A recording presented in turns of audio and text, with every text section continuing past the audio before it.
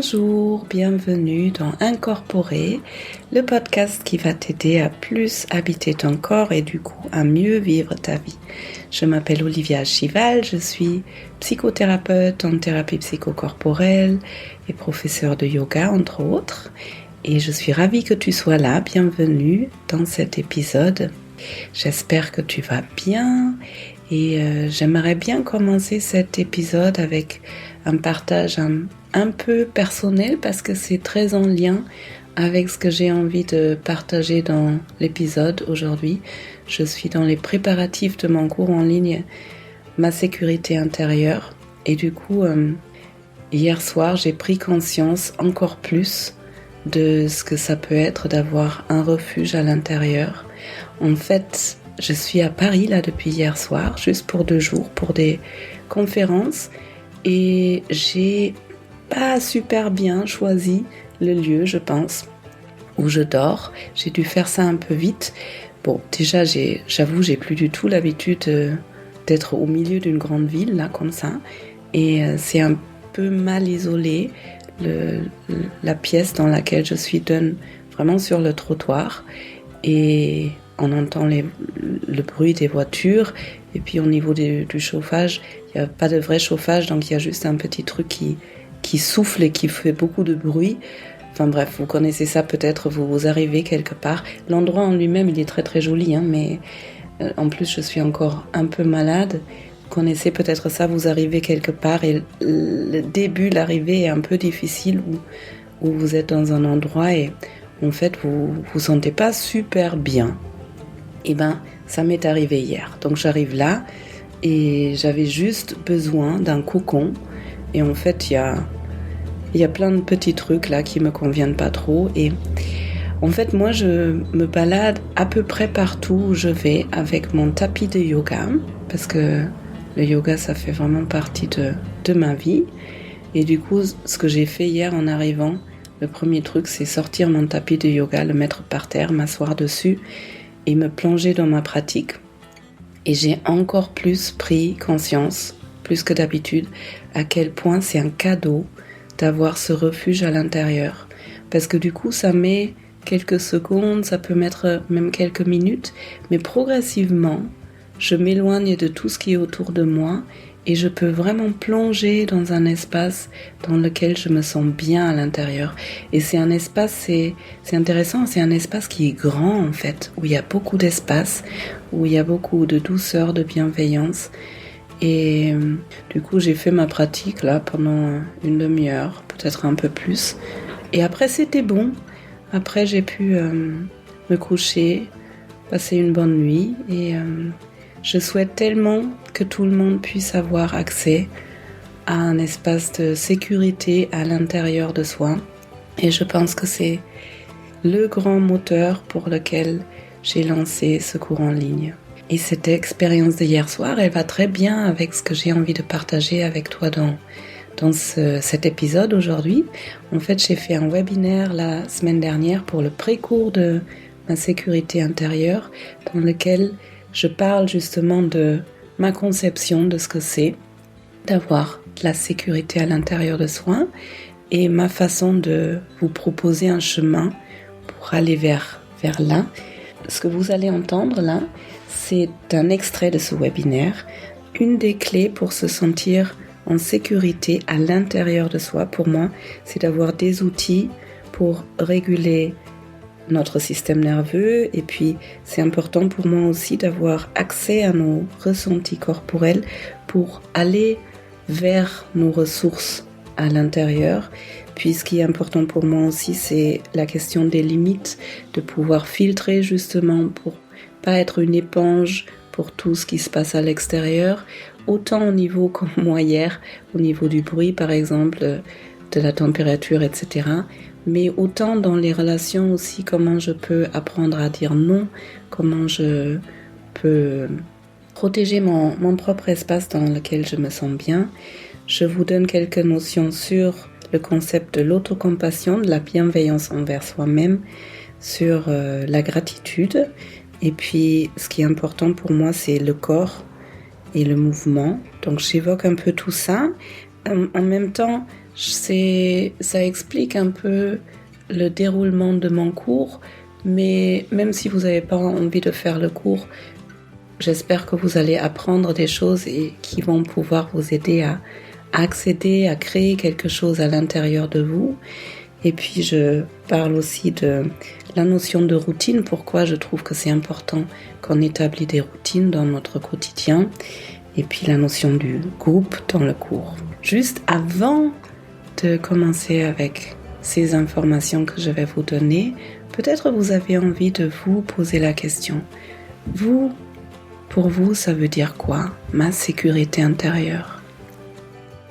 Où est-ce que ça se situe dans votre corps? Et quand est-ce que vous aurez remarqué que je goûte à ça, j'ai ça à l'intérieur de moi, une vraie sécurité qui me permet d'avoir un refuge, de pouvoir m'éloigner de ce qui ne me convient pas à l'extérieur. Eh ben, je vous souhaite de la belle inspiration dans cet épisode et c'est parti. Donc, ma sécurité intérieure, en fait, pour moi, c'est quelque chose de très important. Ça veut dire trouver une espèce de sécurité vraiment à l'intérieur de moi. On vit dans un monde qui est très agité et pas très sécure, et peut-être même de moins en moins sécure. Les choses vont très vite, là, depuis quelques années, depuis le confinement. J'ai l'impression que, même peut-être un peu avant, entre les attentats, le Covid, le confinement, là, il y a la guerre, l'inflation, enfin, il y a plein de choses qui sont vraiment, vraiment insécurisantes à l'extérieur, dans notre monde. En même temps, c'est un peu comme ça que notre monde fonctionne. Je pense que ça a toujours été comme ça. Mais il y a toujours eu des guerres, des moments difficiles. Et pour moi, la seule façon de vraiment se sentir stable et sécure, c'est de trouver ça à l'intérieur de soi. Donc, la première chose qui me semble importante, c'est de trouver des moyens pour apaiser son système nerveux.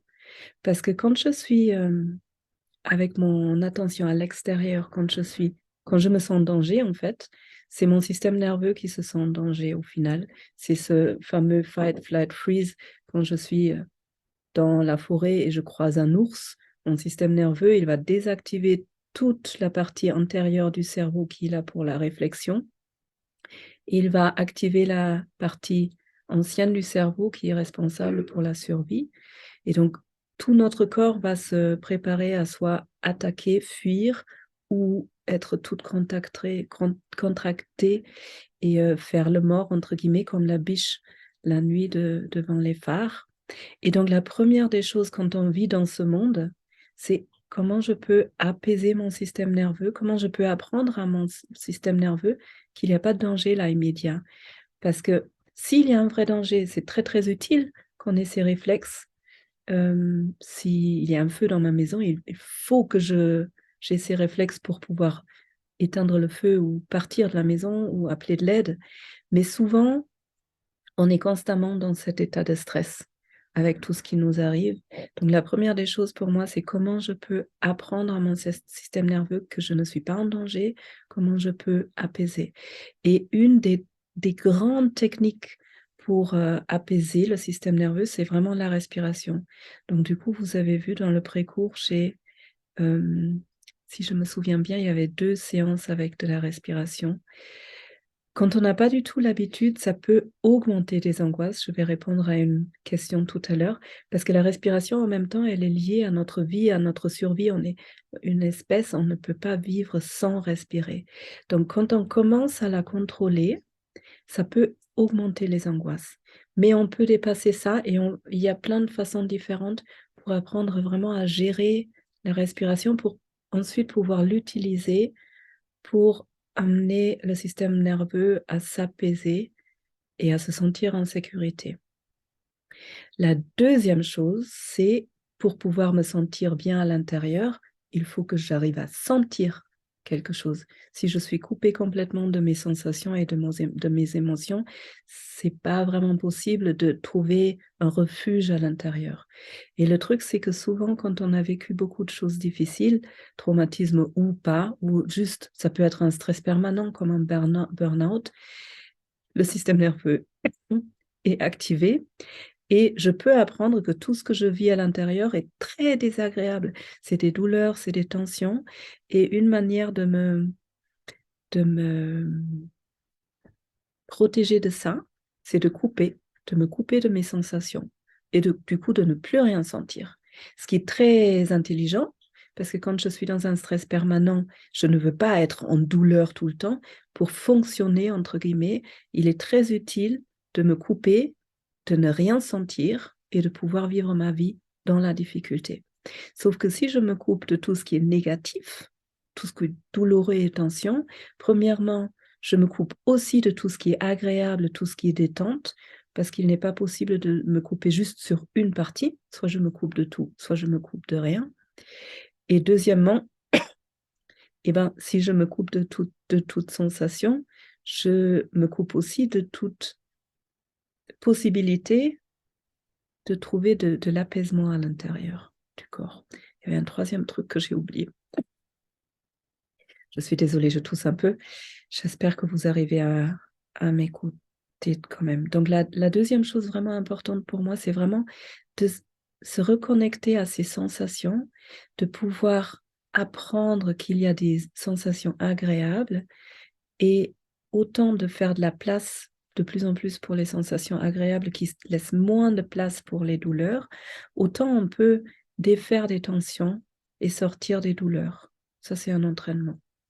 Ensuite, troisièmement, on peut apprendre qu'il y a des vraies ressources physiques dans le corps. Il y a des ressources cognitives. Il y a, par exemple, je peux observer mes pensées et à chaque fois je vois que je rentre dans une spirale négative de pensée, je peux me focaliser sur une spirale positive, par exemple. En revanche, si ces pensées positives, si j'arrive pas à les ressentir à l'intérieur, eh ben, ça va pas avoir un impact sur mon système nerveux. Par exemple, si je me dis « je suis heureuse », bonne soirée, merci beaucoup d'être venue. Donc, si je me dis « je suis heureuse », mais ça reste au niveau cognitif, ça va pas forcément changer quelque chose à l'intérieur. Voire, si au fond, je ne suis pas du tout heureuse, ça peut faire comme si je mets un couvercle dessus et j'ignore ce qui est vraiment là et juste je mets une couche de... L'image qui me vient est pas très jolie, mais oui, je vais envoyer l'enregistrement après, avec plaisir. À bientôt. Oui, l'image qui me vient, c'est comme si je me lave pas et je mets du déodorant sans me laver. Donc ça peut être les pensées positives que je lance sans vraiment prendre conscience de ce qui est réellement dessous. Mais en revanche, si j'arrive, je suis heureuse, c'est pas un super exemple, mais je vais rester dessus. Si j'arrive à me dire je suis heureuse ou mieux, tous les jours, je suis un peu plus heureuse, progressivement tous les jours avec chaque lever de soleil, je suis de plus en plus heureuse. Et si j'arrive vraiment à le ressentir physiquement, et ben là, ça peut réellement agir sur mon système nerveux et ça peut mettre en route des nouvelles connexions neuronales et des nouvelles façons d'être. Mais encore une fois, il est d'abord nécessaire que je puisse ressentir, parce que si je suis coupée de toutes mes sensations, je peux rien ressentir physiquement, donc ça risque de rester vraiment au niveau cognitif et de ne pas s'inscrire dans une transformation ou dans quelque chose qui change ma façon d'être dans ce monde. Et ensuite, un autre point que je trouve vraiment important pour se sentir sécure, c'est les limites. C'est un de mes sujets vraiment préférés parce que je trouve qu'on arrive tellement bien à le travailler en psychocorporel, en mettant le corps et l'esprit ensemble. Parce que les limites, qu'est-ce que ça veut dire? C'est premièrement ma sécurité intérieure, c'est quelque chose que je peux délimiter. Je peux me créer un vrai espace. Donc, je fais le cercle grand. L'espace, il peut être à l'intérieur, mais l'espace, il peut être autour de moi. Et ça, dans la vie de tous les jours, je trouve ça important de d'avoir conscience de mon espace. Autant pour pouvoir filtrer de justement toutes les influences à l'extérieur, de toutes ces personnes qui sont mal aujourd'hui, qui émettent aussi des énergies, des mots. Enfin, donc c'est important de pouvoir filtrer, mais aussi c'est important dans les relations, dans l'interpersonnel, de pouvoir ressentir, OK, dans cette relation-là, jusqu'ici et pas plus loin. Parce que si je me fais envahir mon espace toute la journée par plein de personnes, c'est pareil, mon système nerveux, il va réagir parce qu'il va se sentir agressé. Et donc ça peut amener à des crises de colère, par exemple. Des crises de colère parce que j'ai pas senti autant au niveau physique quelqu'un qui s'approche trop. Ça, vous le connaissez peut-être. Vous êtes dans la rue, quelqu'un vous parle et vient trop proche et votre corps automatiquement il va faire un bond en arrière. Et ben ça c'est un très bon exemple de cette personne, elle est rentrée dans mon espace, dans ma délimitation. Mais autant au niveau de la parole aussi, au niveau de l'énergie, quand la personne elle dit quelque chose, c'est important de sentir OK, waouh, ça me convient pas. Et du coup la question c'est aussi comment je peux répondre sans forcément être dans le rejet. Si je suis dans le rejet, c'est que l'autre a déjà transgressé mes limites. Mais si j'arrive à vraiment sentir où est ma limite, et si je sens, et je dis si je sens, parce que c'est vraiment notre corps qui ressent, si je sens l'autre arrive proche de ma limite, à partir du moment où il n'a pas encore transgressé, mon système nerveux est calme, donc je peux dire stop tranquillement. Donc là, je vous ai un peu expliqué ce que c'est pour moi, ma sécurité intérieure, et comment moi j'envisage comment on peut la créer à l'intérieur et la cultiver. Après, il y a plein de façons différentes, bien évidemment, de voir ce que c'est ma sécurité intérieure et plein de façons différentes d'y arriver. Moi, là, en fait, c'est quelque chose qui est venu à moi quand j'ai écrit le cours. Et du coup, ce que je viens de vous expliquer, c'est quelque chose qu'on va vraiment traverser dans le cours. Le module 1, c'est la respiration parce que c'est l'outil super puissant pour apaiser un système nerveux. Le module 2, c'est réapprendre à ressentir ou, si vous ressentez très très bien les choses à l'intérieur, affiner. On peut toujours aller plus loin et plus loin et plus loin.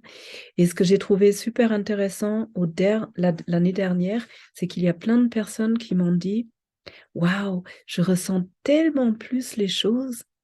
En revanche, maintenant, je sais que je suis tendue toute la journée, alors qu'avant, je l'étais, mais j'étais pas consciente de toutes les tensions à l'intérieur. Donc, en effet, souvent, on passe aussi par des phases plus ou moins difficiles, mais c'est des phases importantes à passer. C'est seulement à partir du moment où je sens les tensions à l'intérieur, où j'en suis consciente et où je les accepte, entre guillemets, que je peux, dans un deuxième temps, commencer à me détendre. Si je sens pas que je suis tendue, eh ben, je vais rien détendre puisque je suis pas consciente. Le troisième module, c'est apprendre des ressources physiques. Donc, on en a touché un peu au début de cette méditation. Par exemple, comment je m'ancre. L'ancrage, c'est super important parce que quand je suis stressée, angoissée, je perds l'ancrage. Je me perds dans toutes les pensées là-haut. Et rien que le fait d'apprendre ou de savoir s'ancrer physiquement, vraiment physiquement avec les pieds sur le sol, avec mon assise, vous allez voir, peut-être vous l'avez déjà senti, ça me sort de mes pensées, ça me sort de mes angoisses et ça me sort de tout là-haut. Et qu'est-ce qu'on va faire d'autre? On va se centrer, on va apprendre à se centrer, à se contenir, enfin, plusieurs outils comme ça que je trouve importants à avoir dans sa boîte outils. Et la quatrième semaine, c'est vraiment les limites. Comment je peux prendre conscience de mes limites, comment je peux apprendre à dire non. Et là aussi, j'ai eu des super beaux témoignages l'année dernière au cours des personnes qui ont commencé à être différentes dans leurs relations. Et ce que je trouve important de dire, bon, si vous faites le cours, on aura le temps de rentrer là-dedans, mais souvent on peut se dire, mais oui, mais dans une relation, si je pose une limite, je me coupe de l'autre. C'est une grande peur. Et en fait, c'est le contraire. C'est à partir du moment où je prends vraiment conscience de là est ma limite et là commence l'autre, que je peux laisser la responsabilité à l'autre qui lui appartient. Je peux prendre responsabilité pour moi. Il n'y a plus ce truc qui se mélange où je porte beaucoup de poids pour l'autre. Et en plus, du coup, je ne lui laisse pas le choix de faire ses propres choix. C'est à partir du moment où je sais vraiment me délimiter que je peux vivre des relations vraiment saines, où chacun a le droit d'être soi-même, sans avoir peur de blesser l'autre dès que j'arrive à être moi. Et aussi, peut-être, truc important à dire, les limites saines, c'est des limites qui sont flexibles. Donc, il ne s'agit pas d'avoir un mur avec soi toute la journée. C'est vraiment quelque chose qui est flexible, mais que moi, je peux réguler et que je ne subis pas en fonction de la situation, en fonction de l'autre qui est là. Voilà, donc avec mon compagnon, par exemple, si j'ai envie, je peux ouvrir. Et avec la personne super agressive dans la rue, hop, je peux fermer. Et il n'y a plus tout qui rentre et qui me perturbe. Voilà un peu quelques mots sur les 4 modules qu'on va traverser ensemble. Je vais, dans le cours, rajouter un peu d'autres outils que j'ai appris. En fait, ce cours, c'est vraiment un mélange de tous mes meilleurs outils que j'ai appris sur mon chemin personnel depuis presque 10 ans là. Et un grand outil qui m'a vraiment changé la vie, c'est l'autocompassion que j'ai appris avec Christopher Germer et Christine Neff sur Holy Island en Écosse il y a quelques années. Et souvent, on ne se rend pas compte qu'on ne s'aime pas. Ça vient de notre éducation, ça vient dans notre monde où c'est pas très valorisé de se mettre, de mettre ses besoins d'abord. Parce qu'on apprend plutôt à se sacrifier pour l'autre. Sauf que si moi je me sacrifie pour qui que ce soit, il n'y aura plus personne ici. Donc c'est pour ça on a tous ces burn-out dans des situations différentes. C'est parce que toute mon attention est sur l'autre et je prends plus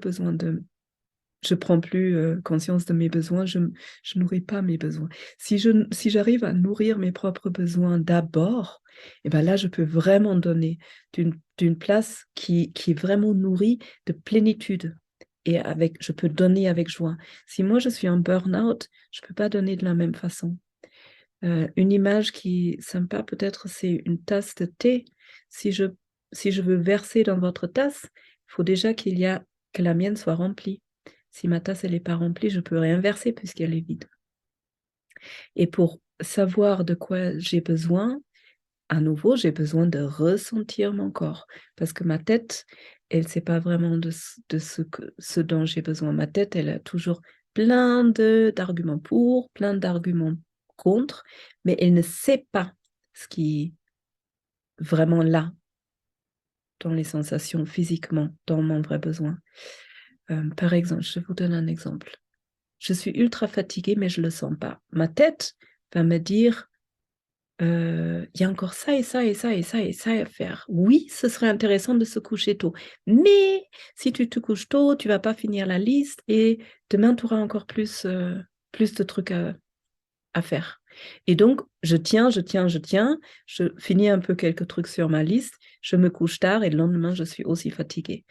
Le truc, c'est que si je m'étais couchée plus tôt, je dis n'importe quoi, hein, c'est un exemple, mais si je m'étais couchée tôt parce que vraiment j'étais fatiguée, eh ben, d'accord, j'aurais moins terminé sur la liste, mais très probablement demain, j'aurais eu plus d'énergie et j'aurais été plus rapide sur la liste.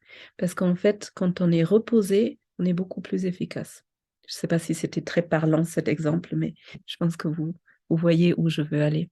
Donc, l'autocompassion, c'est vraiment sentir mes besoins au quotidien, tout le temps, toujours revenir à soi. Et ouais, me nourrir sans forcément... c'est pas contre l'autre, c'est juste pour moi. Et ensuite, je peux être encore mieux là pour l'autre. Et qu'est-ce que je mets d'autre? La gratitude. On va faire dans le cours une pratique de gratitude au quotidien. C'est vraiment un des outils, un des états d'être qui sont les plus puissants. Et peut-être vous avez fait mon calendrier de l'Avent qui est sur mon podcast, qui va y rester si vous avez envie de regarder, si vous ne l'avez pas fait. La gratitude, c'est... Quand je me sens en gratitude, je ne peux pas être angoissée, je ne peux pas avoir peur et je ne peux pas être en colère. Ça ne va pas ensemble. Donc, si je cultive rien que ça, si vous amenez un truc de ce webinaire, c'est la gratitude, cultivez la gratitude et vous allez apprendre à votre système nerveux de sortir de l'angoisse, des peurs, de la colère, de la tristesse. La gratitude, c'est un sentiment qui est tellement plein et plein d'amour et c'est un sentiment de vécu. Quand je ressens de la vraie gratitude pour quelque chose, je le vis à l'intérieur. Et encore une fois, pour vraiment sentir la gratitude, je dois d'abord pouvoir sentir, parce qu'une gratitude, ça n'existe pas dans la tête. Si je peux me dire, c'est super, mon dernier diplôme, etc., l'oiseau aujourd'hui, mais l'oiseau sur l'arbre que j'ai entendu, je l'entends avec mes oreilles, avec mes sens, et il se passe quelque chose dans mon corps. Et là, je sens la vraie gratitude. Et le dernier truc que je ramène dans le cours au quotidien, c'est les mouvements. Les mouvements dans le corps. Donc, ça ne va pas être du sport, mais tous les jours, on travaille un tout petit peu avec notre corps parce que on l'oublie. On a ce beau véhicule-là qui nous aide à traverser notre vie. Et on est tellement dans la tête. Et la tête, c'est notre ressource dans notre société. C'est vraiment important. Et dans tout ça, d'ailleurs, je ne suis pas en train de dire que le mental, il est mauvais et le corps, il est bien. C'est pas ça du tout. C'est juste, il faut l'équilibre entre les deux. Et dans notre société, on est beaucoup dans la tête et on oublie souvent le corps. Et personnellement, quand je médite beaucoup mieux quand je suis dans mon corps, dans le corps, les angoisses, les mauvaises énergies sont souvent bloquées. Vraiment, énergétiquement, c'est des blocages. Et en méditant, je peux apaiser, je peux adoucir, je peux relâcher. Mais si je rajoute des vrais mouvements de mon corps, ça va sur un autre plan. Donc voilà, gratitude, autocompassion des mouvements, ça, on va le faire au quotidien. Et du coup, je viens à un autre point important. C'est que j'accueille encore quelqu'un qui arrive, sans oublier ce que je voulais dire. Oui, c'est pourquoi j'ai fait ce cours sur 4 semaines. C'est parce qu'il y a plein de gens qui me disent, mais c'est super, et puis bienvenue. Je laisse 100 vidéos. N'hésitez pas à discuter avec moi dans le chat et de vous mettre en... Voilà, je désactive le son. Oui, les 4 semaines. Pourquoi je vous propose ça sur 4 semaines? Parce que tout ce que je viens de vous dire, c'est super de le vivre une fois. Quand j'expérimente quelque chose dans le corps, il y a des nouvelles connexions neuronales qui se créent. Le seul truc, c'est si je le vis une fois, il y a une connexion. Et si je répète pas, je risque de la perdre. En revanche, si je répète ce que je veux créer comme connexion, ça crée des nationales et après des autoroutes et après des autoroutes à 3 voies et après des autoroutes à 5 voies. Et en même temps, les vieilles connexions neuronales qu'on avait, par exemple, je suis beaucoup dans la peur, j'ai des autoroutes à 5 voies de peur, eh bien, le plus je crée des nouvelles autoroutes, le plus les anciennes autoroutes vont diminuer jusqu'à devenir un petit truc dans la forêt là qu'on voit à peine et après il y a des fleurs qui poussent dessus. Donc la routine, c'est vraiment important de répéter, de répéter.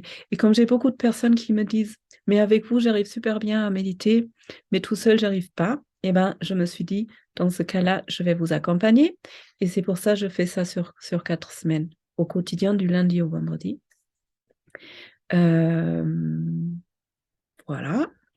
Et le dernier truc qui est important, c'est le groupe. J'ai commencé tout ça avec des méditations gratuites sur Zoom pendant le confinement. Il y a tellement de gens qui m'ont dit: «Waouh, le groupe, c'est tellement différent de se sentir dans un groupe, relié à d'autres personnes qui sont sur le même chemin que moi, mais aussi, me rendre compte que je ne suis pas la seule. Il y a d'autres personnes qui vivent la même chose et puis de pouvoir vous soutenir mutuellement, ça, c'est super important». D'ailleurs, j'ai vu, l'année dernière, les personnes qui étaient vraiment actifs pas trop sur Facebook, mais sous les vidéos de tous les jours, vous pouvez interagir et les personnes qui sont soutenues, pour elles, c'est vraiment aller encore plus loin. Donc le groupe, il est super important. Voilà, c'est un peu les grands trucs que je voulais dire.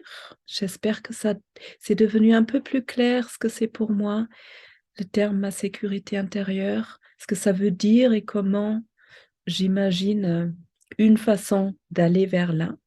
Encore une fois, il y a plein de façons différentes, mais ça, c'est vraiment ma proposition pour vous accompagner là-dedans. Voilà quelques notions de ce que c'est pour moi d'avoir un espace sécure à l'intérieur de soi. J'espère que vous avez pu être inspiré par cet épisode et peut-être vous avez une idée un peu plus claire maintenant de ce que c'est pour vous. Pour certaines personnes, c'est vraiment de pouvoir retrouver du calme dans la tête. Pour d'autres, c'est d'avoir un réconfort dans le corps. Pour certaines personnes, c'est cet espace de joie, quelque chose qui pétille à l'intérieur. Et pour d'autres, ça va être se sentir en sécurité dans les relations avec d'autres personnes, de moins se sentir activé en général dans la vie. Si maintenant vous avez envie de traverser 4 semaines avec moi pour créer une sécurité intérieure à l'intérieur de vous, les inscriptions sont ouvertes jusqu'au 11 mars. Vous avez toutes les infos sur le site, le lien il est en dessous de cet épisode, n'hésitez pas à aller regarder. Moi, ça me ferait vraiment plaisir de faire votre connaissance, d'échanger avec vous. De toute façon, vous pouvez toujours aussi me laisser un commentaire, m'envoyer des questions, des remarques. Et si mon travail vous plaît, n'hésitez pas à me laisser un avis 5 étoiles pour que ce podcast puisse être trouvé plus facilement par d'autres personnes. Et maintenant, je vous souhaite une très belle journée ou une belle soirée. Prenez bien soin de vous. À bientôt.